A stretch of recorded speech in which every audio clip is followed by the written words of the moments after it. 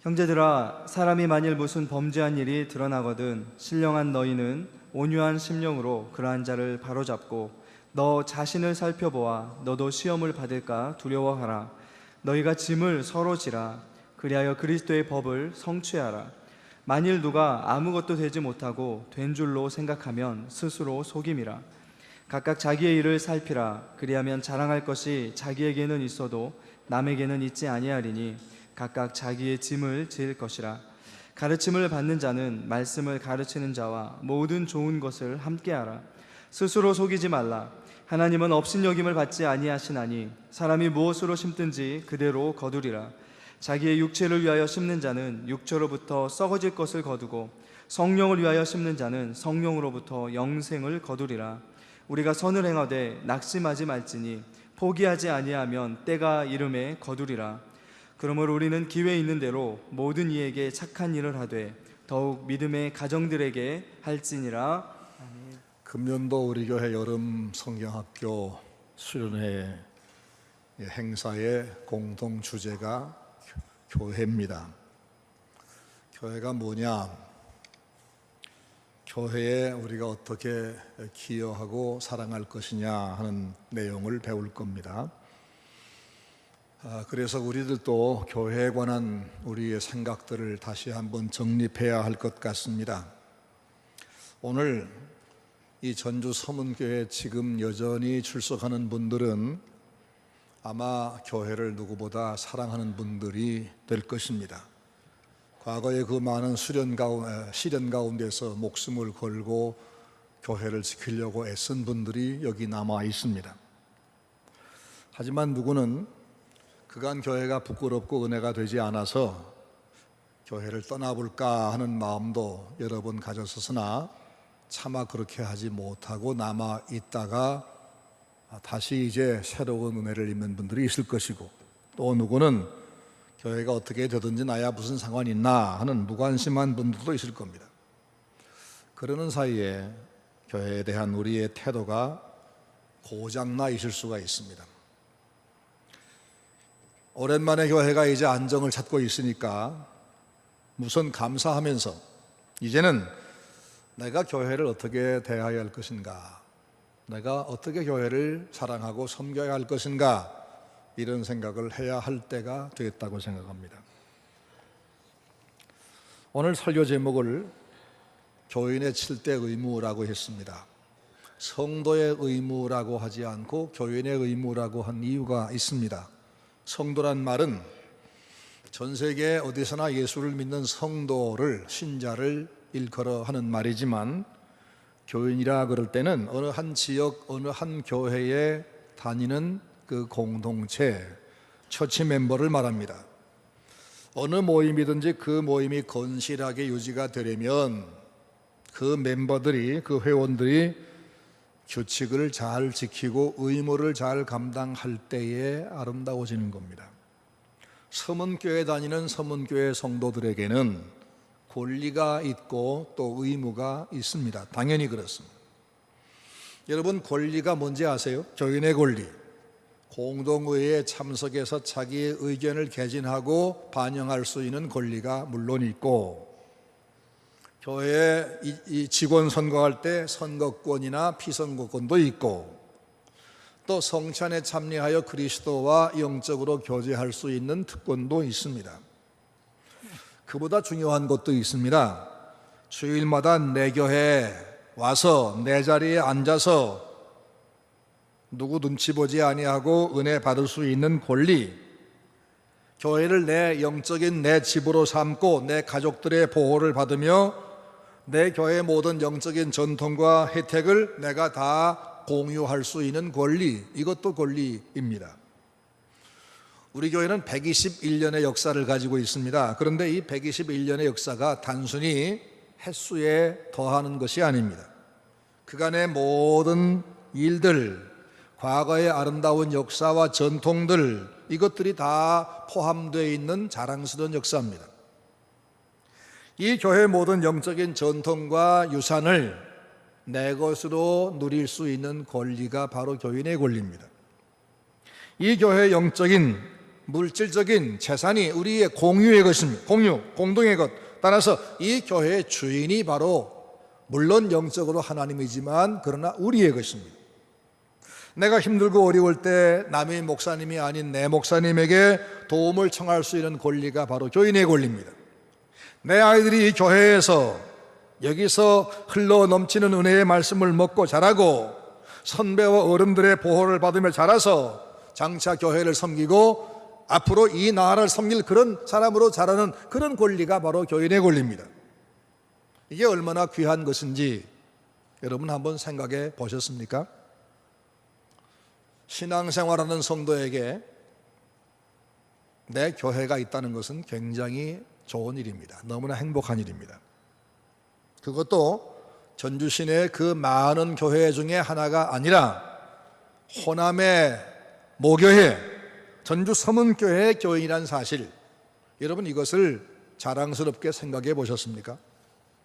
하나님은 사람을 지을 때 흙을 가지고 몸을 만들고 당신의 영을 불어넣어서 생명이 되게 했습니다. 육신과 영혼으로 만들었다 그 말입니다. 그리고는 그 영과 육을 위한 안식처를 제공해 주었습니다. 영을 위해서는 교회고 육신을 위해서는 가정입니다. 자기 집이 없는 사람을 홈리스라고 부릅니다. 이 홈리스는 해가 저물어도 어디 두고 갈 데가 없는 사람입니다.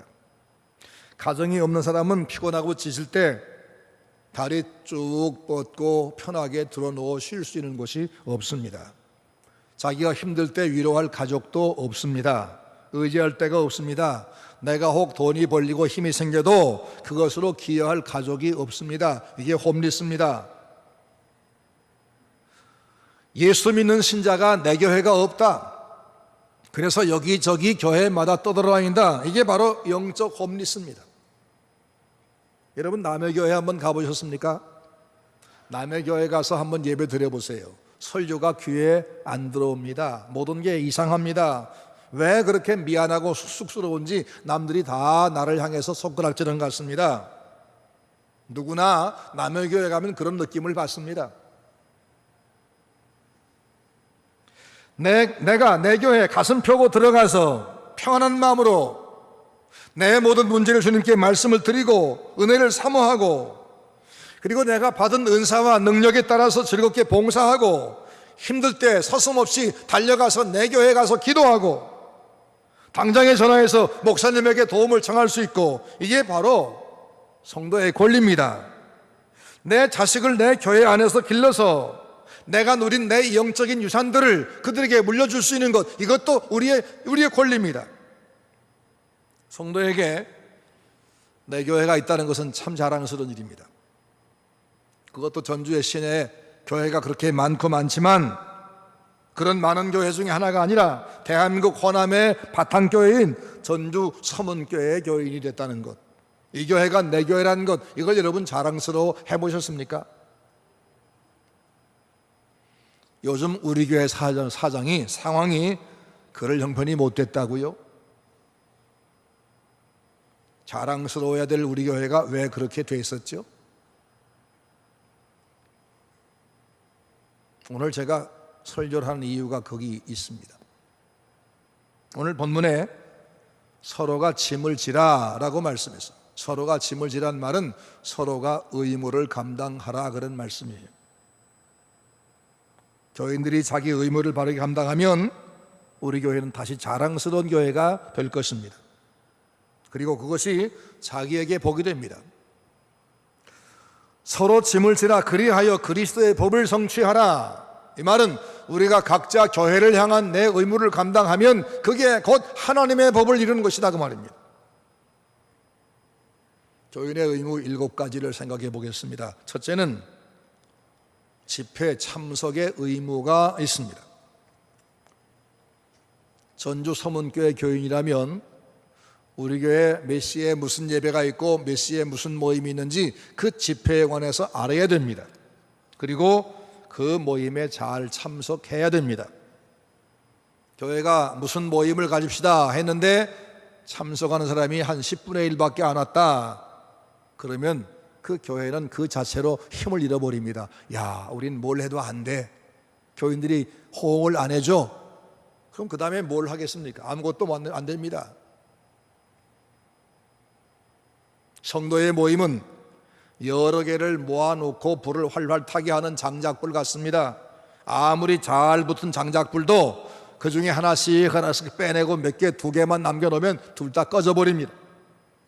그래서 성도는 자기 교회 집회에는 적극적으로 참석해야 됩니다.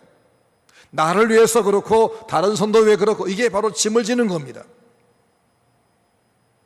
주일 낮 예배 1시간뿐 아니라 주일 오후 예배, 3일 밤 예배, 새벽 예배, 여전도의 원래회, 구역 예배 열심히 모여야 되는 겁니다.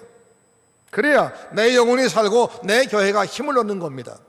내 교회가 힘을 얻어야 우리가 은혜를 받죠. 그래서 집회 참석은 성도의 첫 번째 가는 의무인 겁니다. 참석하지 않으면 말씀 들을 수가 없고, 참석하지 않으면 만날 수가 없고, 참석하지 않으면 우리 교회 이슈를 알 수가 없고, 참석이 중요해요. 집회 참석 게을리하고 신앙생활 잘할 수 있는 사람이 있습니까? 있을 수 없습니다. 그래서 집회 참석이 첫 번째 의무고, 그 집회 참석 중에 첫 번째 중요한 것은 주일 성수입니다. 주일은 아침부터 저녁까지 하루 종일을 말합니다. 그날 눈 뜨면 맨 먼저 뭘 하느냐? 아침에 오늘 우리 교회 목사님이 우리 성도를 목양하는 가운데 복을 받게 해주세요 라고 기도하라고 우리 교회 헌법에, 우리 총회 헌법에 기록되어 있습니다.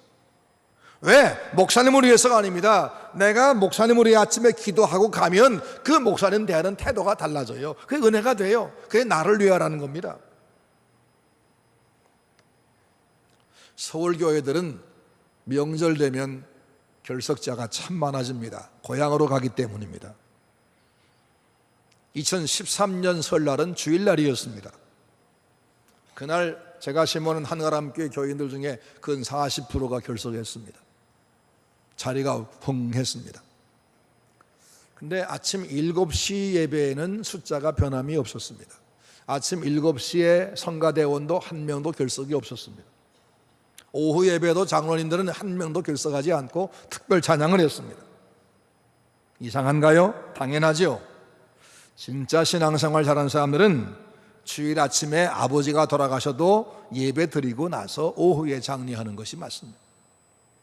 주님께서 말씀했습니다. 죽은 자들로 죽은 자를 장사하게 하고 너는 나를 따르라. 지금 자은혜가 급하냐 그 말씀이에요. 히브리서 4장 16절 말씀 보니까 그러므로 우리는 긍휼하심을 받고 때를 따라 돕는 은혜를 얻기 위하여 은혜의 보좌 앞에 담대히 나아가라 그랬어요. 집회할 때마다, 모일 때마다 담대하게 나가는 것. 여러분, 내가 그동안 참석하지 못한 모임이 무엇이었나 생각해 보세요. 이제는 이 집회 참석의 의무를 잘 감당하셔서 여러분 믿음도 키우고 우리 교회도 활성화시키는 여러분 되기를 주의 이름으로 축원합니다. 그렇게 하시겠어요? 열심히 모입시다. 두 번째로 헌금의 의무가 있죠. 성도가 어느 교회에 소속하면 그 교회 운영 경비가 당연히 들잖아요. 인건비가 들고 건물 유지비가 들고 교회가 선한 사업을 해야 되고, 그걸 성도가 책임져야 되는 것이 성도의 헌금의 의무입니다. 그리고 그 헌금 중에 기본은 11조입니다. 말라기 3장 9절 말씀 이하에 보면은 11조를 하라고 말씀했는데 그 11조는 두 가지가 중요해요. 첫째는 바른 정신 가지고 하라는 것이고, 두 번째는 온전하게 하라, 신용만 하지 말고 정확히 하라 그 말씀입니다. 11조 정신이 뭐냐? 내게 주신 것 전부가, 내가 가진 것 전부가 하나님이 주신 것입니다. 그래서 제가 하나님께 받았다는 표시로 영수증을 겸한 이 헌금을 드립니다. 10분의 10이다 하나님 주신 것을 제가 인정하고 감사합니다. 둘째는 11조 바치고 나니까 10분의 9가 남네요. 이 10분의 9도 제가 함부로 아무데나 쓰지 않겠습니다. 절대로 죄된 데는 쓰지 않고 하나님께 물어서 쓰겠습니다. 셋째는 이 돈만 하나님 것이겠습니까? 나도 내 자식도 내 모든 것 다 주님의 것입니다. 그러니 원하시면 말씀하세요. 뭐든 드리겠습니다. 이런 자세가 11조라고요. 이 11조는 자기가 소속하고 은혜 받는 출석교회에다 내야 합니다. 어떤 사람은 우리 교회는 큰 교회니까 우리 고향교회, 시골교회, 가난한 교회에다가 내야지 하고는 자기 개인적으로 시골교회 헌금하는 사람이 있습니다. 그건 잘못하는 겁니다. 11조는 내가 은혜 받는 교회에다가 드리고 그래서 의무를 다하고 시골교회 돕는 것은 내 교회가 공적으로 하게 하는 것이 옳습니다. 꼭 그렇게 하시기 바랍니다. 11조가 왜 중요하냐? 구약을 보면 이스라엘 백성들이 신앙생활을 꾸준하게 잘한 게 아니고 항상 이렇게 굴곡이 심했습니다. 이 믿음이 약해지면 하나님께 바치는 11조가 아까웠어요. 그래서 11조를 끊었어요. 끊으면 자기 분깃이 없고 11조만 가지고 먹고 사는 레위인들, 제사장들은 먹을 게 없으니까 할 수 없이 성전을 뛰쳐나가서 남의 집에 노예 생활을 합니다. 품팔이 합니다. 그러면 성전 제사가 완전히 끊어져 버립니다. 그러면 백성들의 신앙은 더더욱 망가져 버리고 온통 사회가 죄악 속에 파묻습니다. 하나님은 그 다음에는 당연히 무서운 진노로 나라를 혼내시고 적국에 끌려가게 만드십니다. 그들은 그 고통 중에 다시 회개하고 하나님 앞에 11조 드리고 제사 드리겠다 고백을 하고 돌아옵니다. 용서하고 돌아옵니다. 그리고 나서 11조를 시작하면 제사장들은 다시 성전 돌아와서 제사를 재개하고 그런 백성들이 또다시 행복을 누리고 평안 누리게 됐습니다. 11조는 제사장을 위한 것이 아닙니다. 11조는 교회를 위한 것이 아닙니다. 나를 위한 것입니다. 여러분, 헌금의 의무를 잘 감당하셨나요? 교회가 어떻게 운영되든지 나는 그건 알 바 아니야. 그런 생각은 무책임한 일이고 그런 생각이 많아지면 교회는 허물어집니다. 그러면 내 보금자리가 허물어지는 겁니다. 헌금의 의무도 잘 감당하시는 여러분 되기를 바랍니다. 세 번째, 전도의 의무입니다. 전도는 성도의 필수 사명인 거 아시죠? 주님이 이 땅에 와서 십자가 지고 죽으시고 만 것이 아니라 그 전에 제자를 길러 놓으셨어요. 그리고 마지막에 그들에게 전도하라고 땅끝까지 가라고 명령해 놓으시고 가셨어요. 그리고 그들과 함께 일할 성령을 보내시고 가셨어요. 이것은 교회가 복음 전파의 사명 때문에 존재한다는 것을 분명히 말해주는 겁니다. 여러분, 우리 서문교회 성도가 우리 교회 안에 주일마다 모여서 우리끼리 맛있는 것 먹고 우리가 맛있는 설교 듣고 우리끼리 아름다운 교제 나누리다가 천국 가자, 이게 전부라면 하나님은 우리 교회 사랑하지 않으실 것이고, 만약 하나님이 그걸 좋아하신다면 우리를 여기 놔두지 않고 둥 바로 오늘 들어서 천국으로 데려가지 여기 이 땅 전주 시내에 남겨둘 리가 없습니다. 교회 여기 남기시는 이유는 이 주민들, 이웃들에게 복음 증거하고 전 세계에 선교하라고, 그것 때문입니다. 여러분, 우리 교회 서문교회가 참 자랑스럽다 생각하십니까? 우리 전주 서문교회가 주님의 교회가 맞고 이 교회에 선포되는 말씀이 복음의 진수가 맞다. 그래서 이 설교를 들으면 누구라도 신앙 바르게 갖게 돼 있고 이 설교 들으면서 신앙생활하면 틀림없이 그 영혼 구원받는다. 이 설교가 너무 좋고 너무 아까워. 그래서 우리 교회가 자랑스럽습니까? 그럼 전도해야 됩니다. 전도해야 됩니다. 옛날에 여자가 결혼해서 아이를 낳지 못하면 그 자체로 칠거지약 중에 하나라고 취급당했습니다. 성도가 교회에 와서 예배 드리며 자기만 살짝 말씀 듣고 가버리면 오늘 이 시대의 교인의 칠거지약 중 하나 아니겠습니까? 물론 우리가 전도하기 쉬운 시대를 사는 게 아닙니다. 이 시대는 전도가 잘 안 먹힙니다.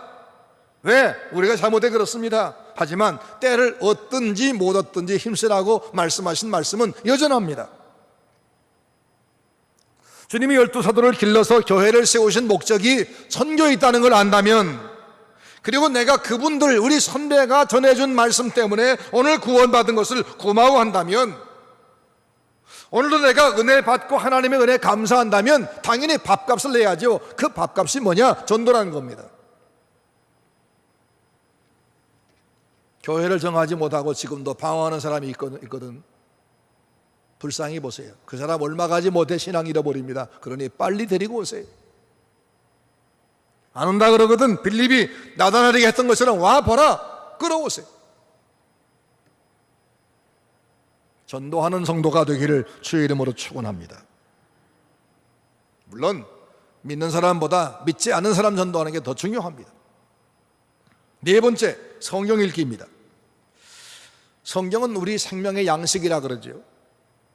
예배 시간 되면 사회자가 그날 본문 몇 절을 대신 읽습니다. 근데 그걸 듣는 것으로, 저 스크린 나오는 걸 읽는 것으로 다 될 수 있겠습니까? 하나님께서 우리에게 때를 따라 은혜를 주시는데 그 은혜 주시는 통로가 말씀이라고요. 그러니까 하나님 말씀을 우리가 개인적으로 읽어야 됩니다. 시편 말씀 보면 하나님 말씀은 내 발의 등이요 내 길의 빛입니다. 그래서 하나님 말씀이 내 앞길을 환하게 비추며 인도한다는 말이고요. 또 주의 말씀의 맛이 어찌 그리 단지요 내 입에 꿀보다 더 답니다. 그래서 근데 이 하나님 말씀의 단맛을 느끼려고 하면 성경을 펴가지고 그저 한 장, 두 장, 석 장 정도 읽을 때까지 전혀 감이 안 와요. 딴 생각, 조금 전 성경 펴기 전에 하던 생각이 계속 이어져 있고 온갖 잡소리가 막 들려오고, 그래서 성경 말씀은 지금 몇 장 넘어가지만 전혀 들어오지 않습니다. 그러나 한참 계속 읽어가십시오. 7장, 8장, 9장, 10장 그쯤 되면 그때는 모든 소리가 차단되기 시작합니다. 생각들이 끊어지기 시작합니다. 그리고는 하나님의 말씀만 들어오기 시작해요. 꾸준히 시간을 길게 가지고 정성껏 읽어야 말씀이 들어온다고요. 그리고 교회 와서 말씀 들을 때 하나님이 나를 위해서 오늘 이렇게 말씀하시는구나, 저 말씀은 나를 위한 말씀이야 깨달아지거든. 아하, 하나님이 지금 바로 이 말씀으로 나를 인도하는구나, 이 말씀이 곧 내 발의 등이요 내 길의 빛이구나 하고 따라가세요. 학생이 책을 읽지 않으면 학생의 의무를 감당하지 않는 거지요. 그 아이가 나중에 훌륭한 사람으로 자랄 수 없어요. 마찬가지로 성도가 하나님 말씀 읽지 아니하면 그 역시 의무를 감당하지 않는 겁니다. 그 신앙 자라지 않고 복될 수 없습니다. 개인적으로 성경을 읽으시는 여러분 되기를 주의 이름으로 축원합니다. 다섯 번째로 기도 생활입니다.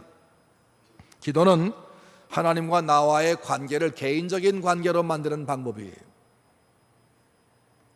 개인적으로 하나님과 기도하여 사귐이 생기면 신앙의 담대함이 와요. 담대함. 제가 언제 그랬죠? 믿음이 뭐냐? 하나님을 의지하고 큰 소리 뻥뻥 치는 거다 그랬죠? 담대함. 근데 이것은 기도를 통해서만 형성되는 거지 그냥 되는 건 아니에요. 나다나엘 같이 자기 혼자만의 기도 시간을 정해서 기도할 수 없거든. 새벽 기도에 나오세요. 그러면 말씀 들은 다음에 개인 기도할 시간이 있다고요. 다윗은 새벽에 기도했습니다. 시편 108편 2절 말씀 보니까 비파야 수금아 깰지어다 내가 새벽을 깨우리로다 라고 자기가 새벽마다 어둠을 깨고 기도하겠다 그랬어요. 또 시편 119편 147절 내가 새벽 전에 부르짖으며 주의 말씀을 바랐나이다 그랬어요. 새벽마다 일어나서 하나님 말씀 읽으며 기도했다는 겁니다. 이 다윗은 어른 돼서 기도한 게 아니고 어릴 때부터 했다는 것을 저는 알 수 있습니다. 어떻게 알 수 있느냐? 어린 나이 때 골리앗을 향해서 가면서 외쳤던 그 말 들으면 그가 기도하는 사람인 것은 틀림없습니다. 뭐라고 한지 압니까? 그 거구, 그 백전노장 골리앗 향해서 작은 돌멩이 하나 가지고 덤비면서 한 말이 뭡니까? 너는 칼과 창과 단창으로 내게 오지만 나는 살아계신 만군의 여호와 하나님의 이름으로 너에게 가노라. 여호와의 구원하심이 칼과 창에 있지 아니함을 이 무리로 알게 하리라. 전쟁은 여호와께 속한 것인즉 내가 너를 쳐서 네 시체를 공중에 새게 주겠다. 이게 얼마나 담대해요. 이런 담대함이 기도하는 사람 아니고 나올 수 있습니까? 기도는 성도의 인격도 숙성시킵니다. 인격적인 결함이 있는 사람 기도하면 그 사람의 균형이 잡히고 객관적이 되고 남들을 도울 수 있는 사람이 돼요. 기도하지 않으면 남들을 자꾸 찌릅니다. 그래서 기도하는 사람은 자기만 당당한 게 아니라 남들도 도와줍니다. 이런 기도하는 성도가 많아지면 교회가 힘이 생겨서 어지간한 시험이 와도 교회는 흔들리지 않습니다.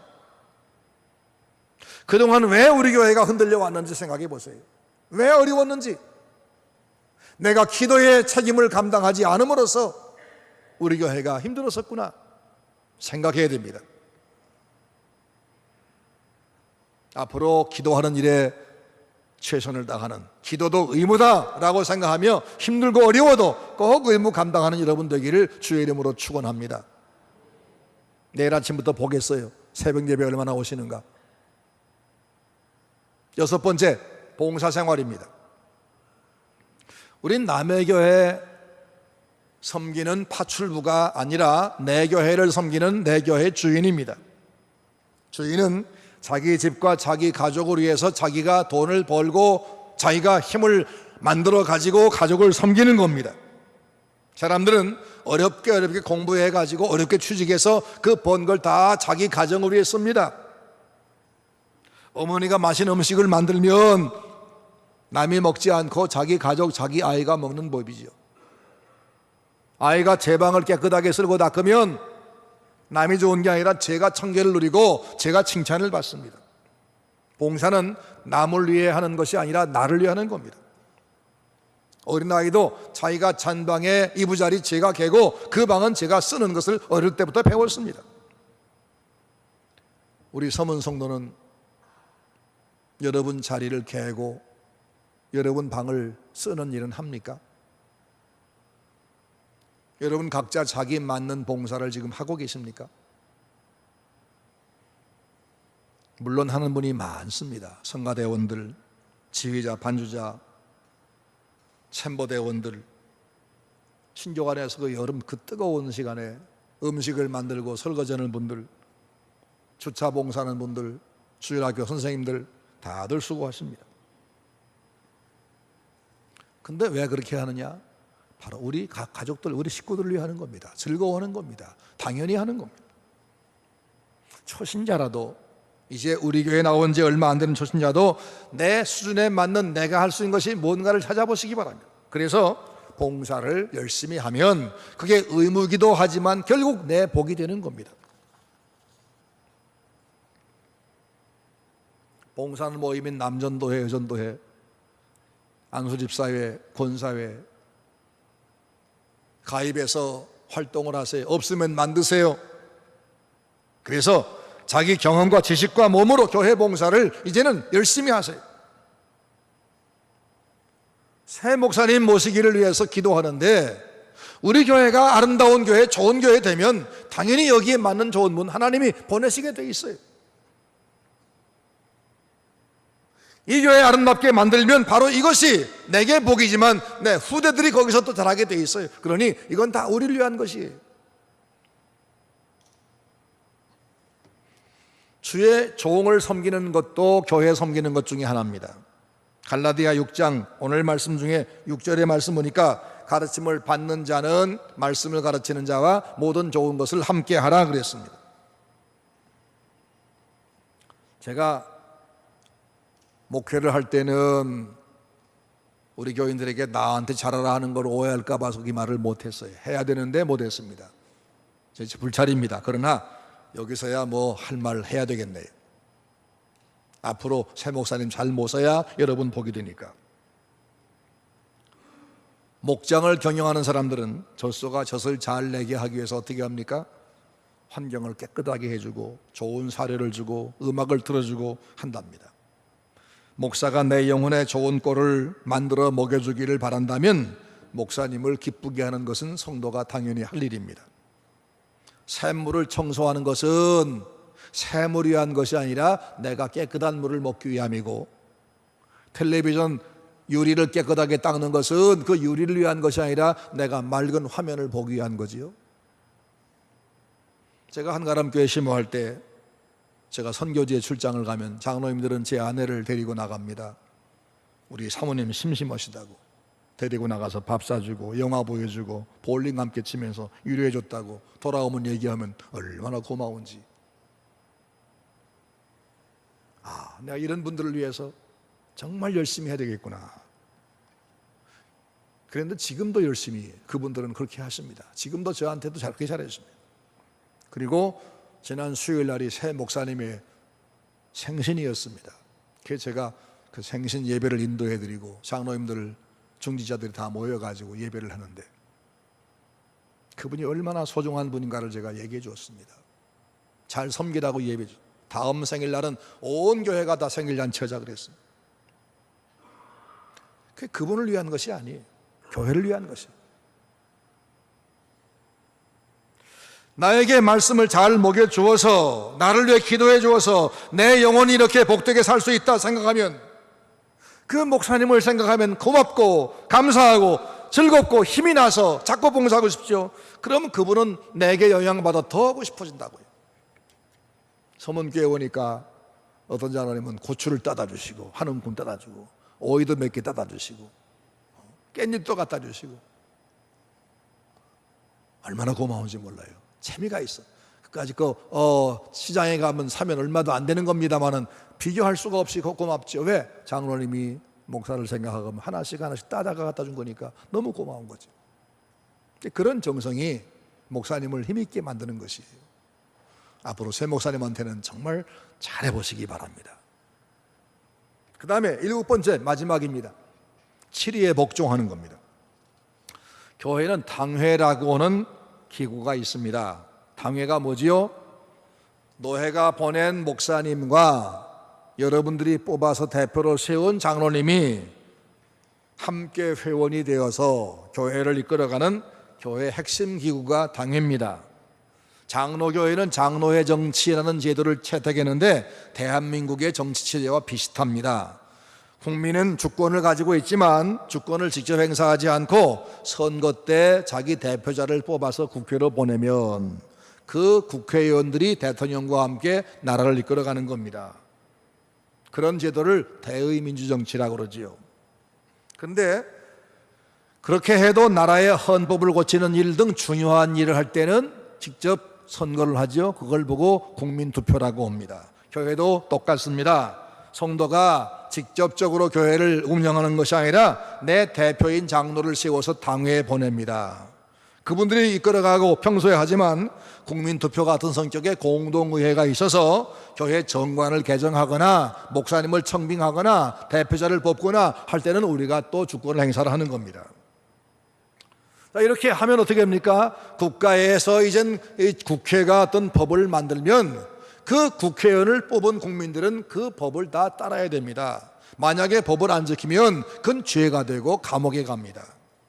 마찬가지로 성도도 당회의 결정에 절대적으로 복종하는 것이 교회를 규모 있게 하고 교회를 질서 있게 하고 복 있게 하는 겁니다. 근데 세상 국회의원들이야 그 선거구의 유권자가 몇 명 되든지 간에 투표율이 겨우 33%인데 그중에서도 제일 득점 많이 한 사람이 겨우 40% 했어요. 그럼 몇 명입니까? 전체 유권자에 비해서 얼마 안 되지만 그래도 그건 당선됩니다. 근데 교회는 공동의회 참석자의 3분의 2를 받아야 됩니다. 그것도 성경과 교회법에 철저하게 준수하는 사람만 뽑힙니다. 그 사람도 법을 벗어나면 7위의 대상이 됩니다. 그러니까 장로는 아무나 되는 게 아니라 하나님이 세우는 사람입니다.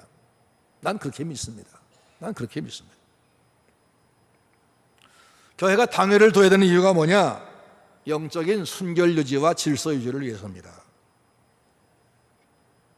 교회가 누군가가 범죄하고 잘못된 행동을 하기 시작하면 그게 썩은 감자 하나 같아서 온 감자에다 썩는 게 본질입니다. 그래서 그 사람을 분명하게 벌을 주고 다스려야 됩니다. 이걸 위해서 당회가 있는 것이고, 그 다음 교회가 질서 유지하기 위해서 일을 하는 겁니다. 특별히 교회의 순결에 가장 중요한 것은 그 교회의 목사님이 순결한 하나님의 말씀만을 증거해야지 딴소리하면 안 됩니다. 그걸 위해서 당회가 제재를 하고 있는 겁니다.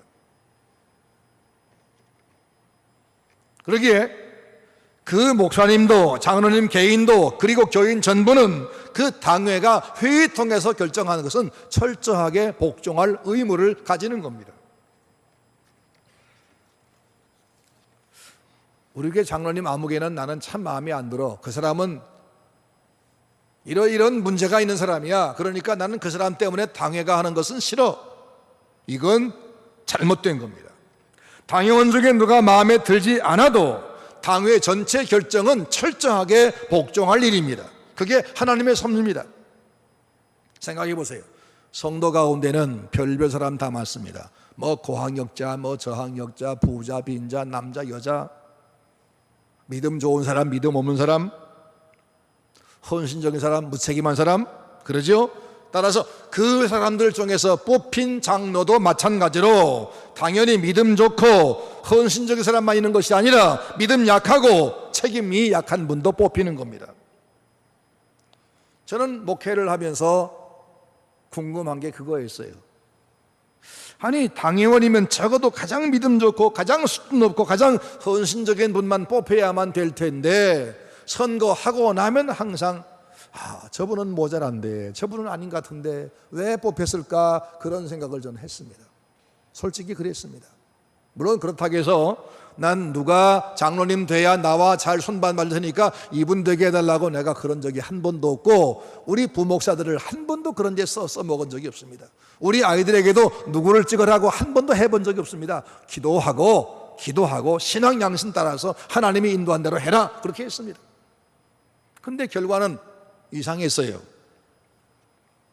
그러나 참새 한 마리도 하나님이 허락하지 아니하시면 땅에 떨어진 법이 없고, 너희는 머리털까지 세고 내가 관리한다고 했으면 세상에서 가장 귀한 기관인 교회의 질과 방향을 결정하는 당회원을 뽑는데 하나님의 섭리가 없이 무턱대고 뽑히게 했을까?